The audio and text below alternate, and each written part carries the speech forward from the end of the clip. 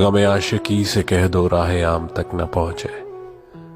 मुझे खौफ है ये तोहमत तेरे नाम तक न पहुंचे। मैं नजर से पी रहा था तो ये दिल ने बद्दुआ दी। तेरा हाथ जिंदगी भर कभी जाम तक न पहुंचे। ये अदाए बेनियाजी तुझे बेवफा मुबारक, मगर ऐसी बेरुखी क्या कि सलाम तक न पहुंचे। आंदा कोई ना जाने इस हासे पिछे किन्ने दर्द लकोया। नींद ना होवे पूरी ताही अखां दे विच टोया। इस बार आण दे चक्कर दे विच मैं किन्ने अपने खोया।